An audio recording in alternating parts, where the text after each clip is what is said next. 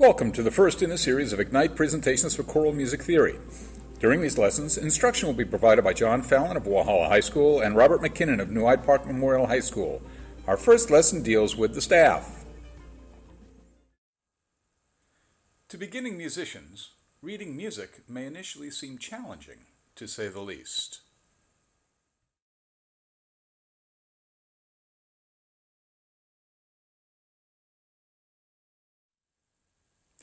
However, learning to read music is just like learning a new language.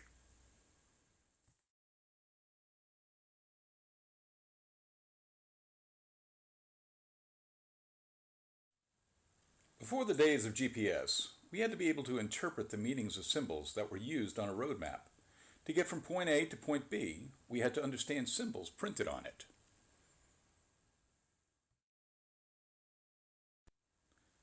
The symbols provided us with information about direction, speed, and location.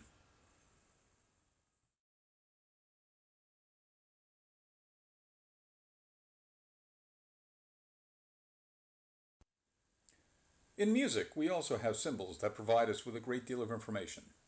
Knowing these musical symbols can help you correctly read a musical map.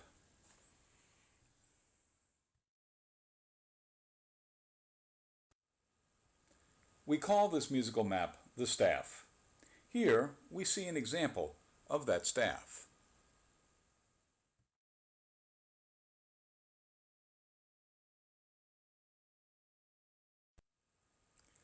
If there is more than one staff, we say staves.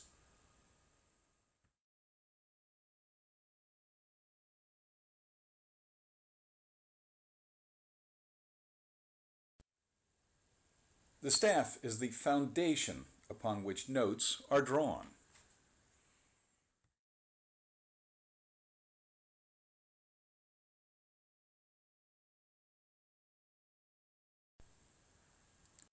There are two basic ways to read the staff. The first is like reading words on a page, from left to right.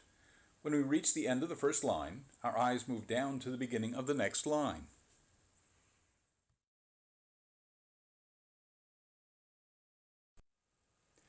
As your eyes move across the page, you are reading forward in time musically.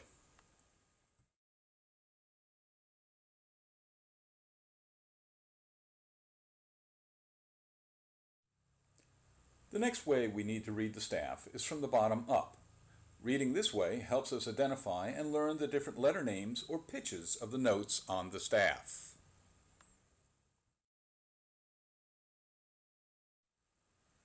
The staff is a set of 5 horizontal lines and 4 spaces. Each line or space represents a musical pitch. Pitch refers to how high or low a note sounds.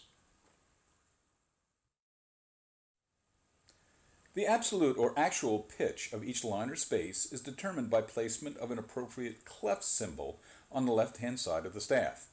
We will learn about clefs in our next video lesson.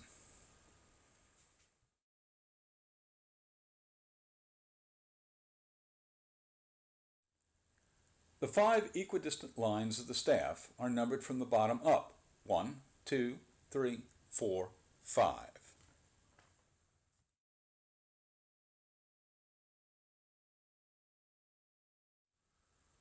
The 4 spaces of the staff found between the 5 lines are also numbered from the bottom to top.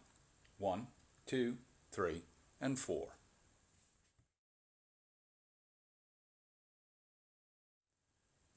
The higher up on the staff a note is placed, the higher the pitch of that note will sound.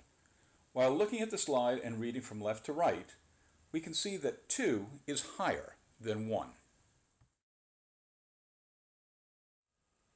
On this slide, we can see that the X's have moved.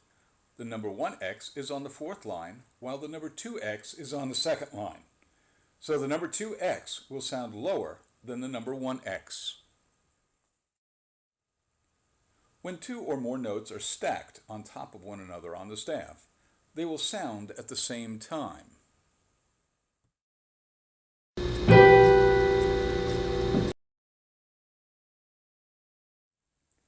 Now you have been introduced to the staff.